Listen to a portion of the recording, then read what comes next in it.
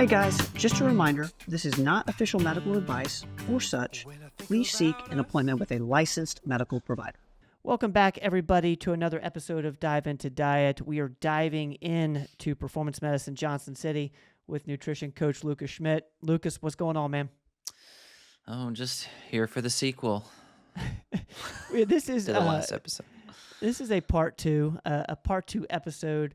Last week, you were talking with us around what full range of motion is, why you love it as kind of a goal and a philosophy for muscle movements, for training movements. Yes. This week, you're going to tell us a little bit about how to execute on this and how to bring this with us into the gym. Where do you want to start? Well, you summed up our last episode really nicely, so I don't have to. So I'll start with, I'm going to say this like it's a famous phrase, but it's not. I don't know. Low and slow would be my principle. Two things to remember if you've never done full range of motion training. What I mean by that is lower your weight initially and take it slow. We don't want to be snapping through exercises at full range of motion, because especially as you approach the extension, the final point of the joint, right? You don't want to be moving fast right now. Like impact on the joint's no good, so you could tear something or damage it. So low and slow. You want to be conservative. There's no rush. There's no rush to be a Hercules or whatever. The Rock. I don't know. Insert name of. He's played Hercules, so that was good. There's no rush to get there to that size or anything like that. Not if it's at the risk of being injured. So low and slow would be how I would start my philosophy for if you're trying to go into range of motion training. And then it's just to isolate your exercises. Your different muscle groups that you want to introduce this to. Hopefully, if you're lifting weights regularly, you're covering all the major muscle groups every week. And so it would be a matter of, there's a couple for the easiest thing, if you don't want to have to experiment yourself, is you can look to some online resources that are free. I will give a unsolicited shout out to Renaissance Periodization. That's a great channel to start with if you're looking for exercise specific stuff. He's a doctor, the head of the channel is a doctor of exercise science, so he knows his stuff when it comes to, particularly with training motion, range of motion. So there's other channels though that are pretty reputable. That's just one that comes to mind. But down to the nitty gritty in the gym, just select your muscle group. I don't know, pick a muscle group, Ben. What muscle group you want to talk about first? Let's start with legs. Is that a muscle group or is that too broad? That is a muscle group. Let's be more specific. Do you want like quads, hamstring? Let's do quads. Quadriceps. Okay. So quads meaning the front of your thighs. For those of you that are, not everybody knows their anatomy. I'll stand up and show you what. This is quads, that right there. So quadriceps, large muscle group.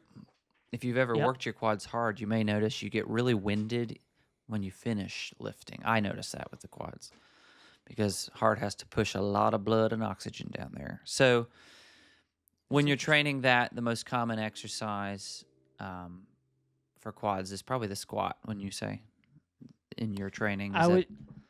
I would say squat, leg extensions. Yeah. But hooking the leg on squats. Yeah. So taking that to full range of motion usually means that the leg, this finger is the leg, is fully bent at the end of, or the beginning, depending on what you're doing, of the movement.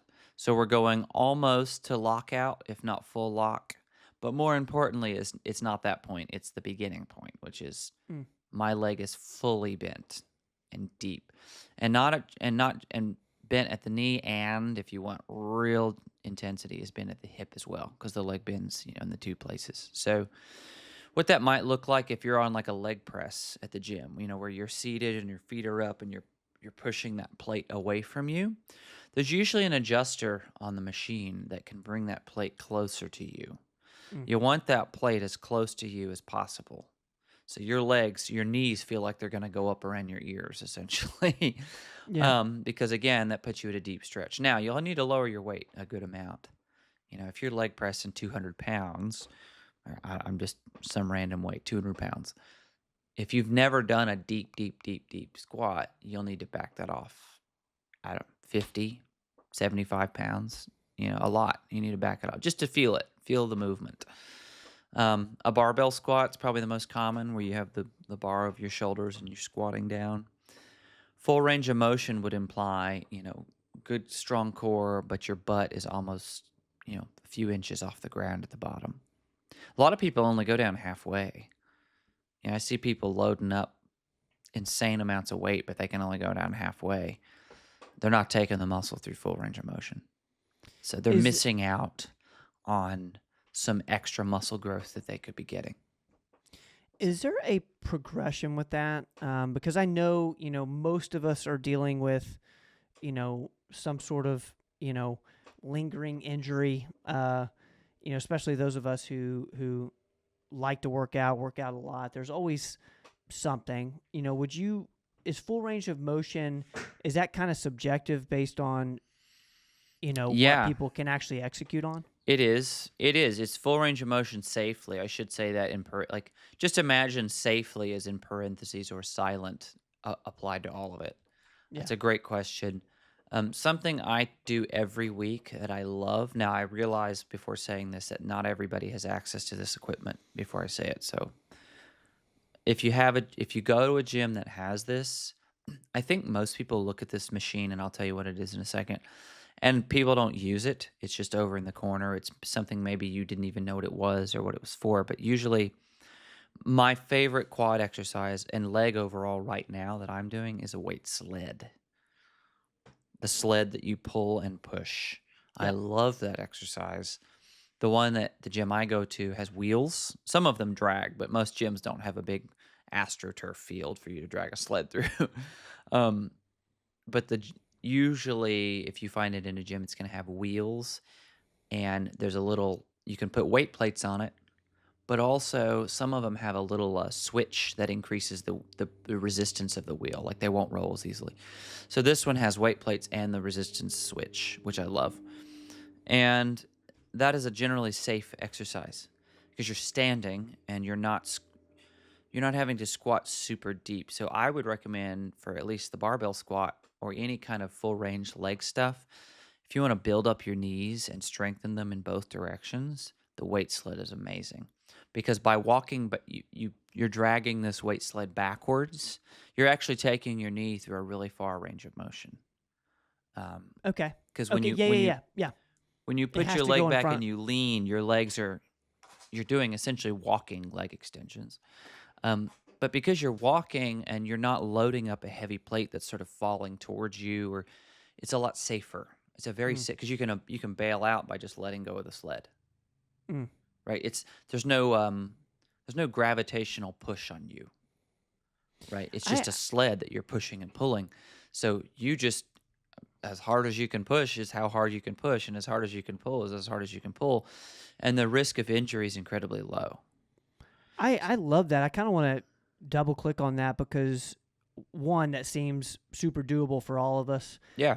Is there any other muscle groups? Is there any like sled equivalent? Like a safe sort of. Yeah, like okay. And I will say before we move off the sled for the quad specifically, it isn't just a beginner's exercise. The weight sled is like forever. It's like my main exercise. Yeah. I do a rotation because it kind of builds in some cardio because it is exhausting if you move quick. But it burns and builds the quads really well. It builds the knee, especially in a safe pattern. But yeah, that's a good question. So you mean like a safe introductory motion? For shoulders? It really depends on the muscle group. Okay. For shoulders, it depends on the shoulder motion. It depends on what pattern I'm going through. I mean, if you're talking overhead press, really my go-to for that would be, if I'm exploring range of motion, would be light dumbbells because Yeah. I have full control over it. But I would be very conservative with how much weight I use. Yeah. Dumbbells require, the thing about dumbbells, if you probably noticed this yourself or if you've seen other people, you can't move as much weight with dumbbells as you can with a barbell, generally. Because the barbell is connected, both hands are providing stability for each other. So you're able to push more weight, generally. You can compensate. Correct. With a dumbbell, it's trying to go in all directions so it can fall. So you have to use a little extra muscle to do that. So you're limited by that. But still, though, as far as full range of motion, dumbbells, because they can move in all directions, allow me to kind of get deeper. I could even touch the hexagonal shape of that dumbbell.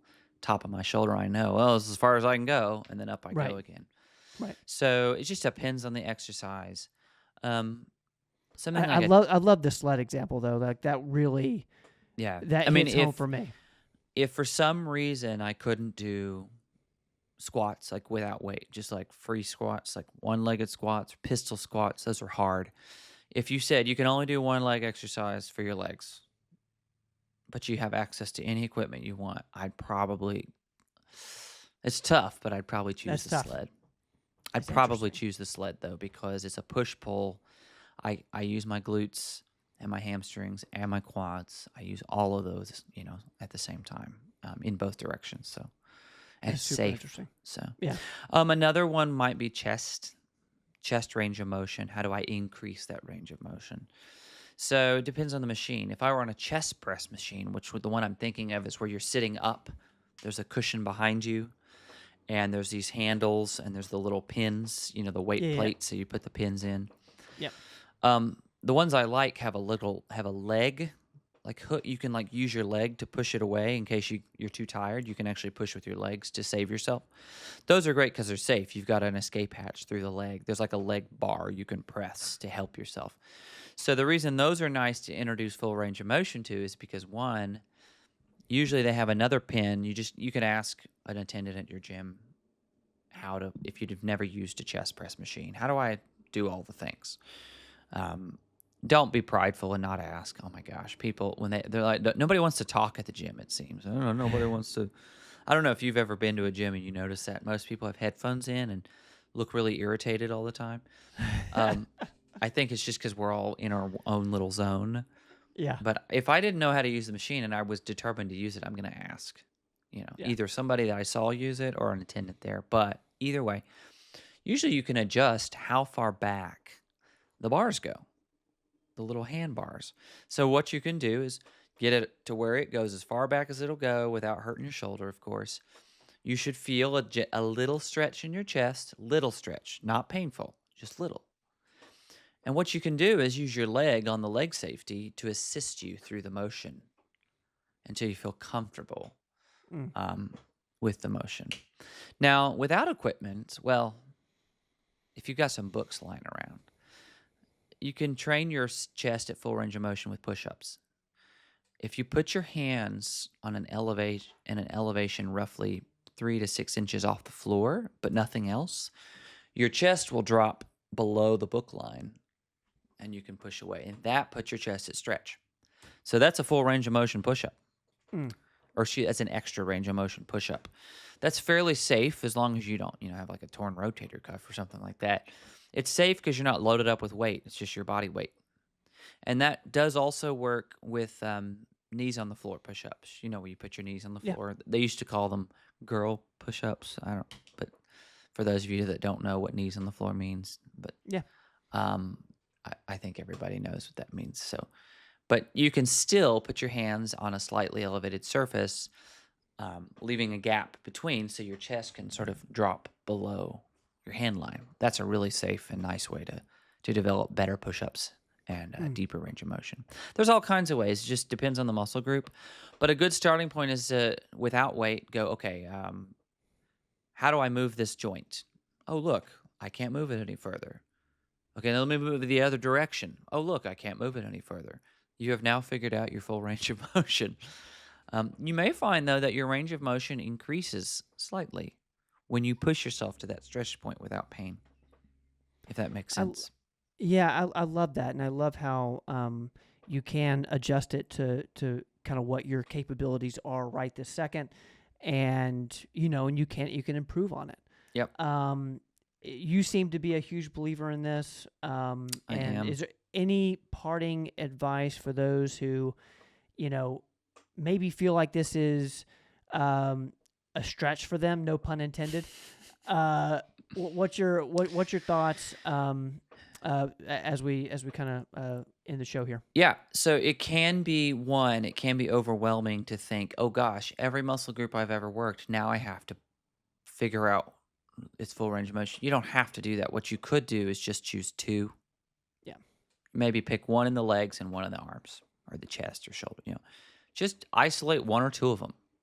Work on that for a month or 2 or 3. And do everything else the same that you're doing. There's no need to, because another thing that builds on that brings me to another point about that is full range of motion training is more tiring. It's more difficult. It's more taxing on the muscle. Your recovery might be slower at first because you've broken down muscle tissue more effectively, which is what you're doing when you're working out. You're slightly damaging the muscle in a healthy way so it grows back bigger. And so you will be more tired. There's a phenomenon called systemic fatigue in a workout where you got your list of exercises you're going to do, but by the time you get to that last one, you're tired even though you haven't worked on that muscle yet. Systemic fatigue. Your body is just tired. Okay, it's an overarching fatigue that happens throughout your workout. Range of motion training will increase systemic fatigue. The body is having to compensate for this. So I would just be conservative. Select 1 or 2 muscle groups that you'd like to improve on. If you want to go aesthetic, like what looks attractive, usually side delts, taking, the arm extended out with lighter weight. People who have big side delts look like they have giant shoulders. It's a nice aesthetic muscle. Glutes, people like the butt, I guess.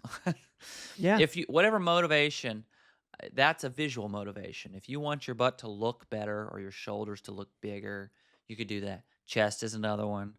But just pick 2, maybe 1 or 2, that this week I'm going to target my range of motion. I'm going to get good at it, and then I stick with those 2 for a good number of weeks before you move on to another group. That's my advice. That's how I do things. So that would be my starting advice. And I will plug again because I'm a huge fan of the channel, even though we're a channel too. But absolutely. More specific information about full range of motion, kinesiology, go to Renaissance Periodization. It's free on YouTube. Dr. Mike Israetel, I think, is his last name. He's excellent. He's also well-humored. However, ask your parents if you're under the age of 18 because he does sometimes use some adult language. Just, just to be transparent. But anyway, there's all kinds of resources. But I would pick 2 exercises, low and slow, and be conservative. So, is it safe to say, Lucas, that full range of motion is quote unquote proper technique? We kind of use proper technique. Okay, lift weights, but use good technique. In my book, yes. I don't want to sound elitist because there may be other trainers or other people who say no and have their own reasons for that. But if you're reading, not that I have a book, but the Lucas Schmidt Personal Philosophy on Exercise, yes, it is proper technique to train with full range of motion. I love it, man. Lucas, thank you for this, man. This was awesome. Thank you. All right, guys, that is a show. That's a podcast. Lucas Schmidt, Performance Medicine, Johnson City. I'll let you get back to your day, man. Thank you so much. Don't go away.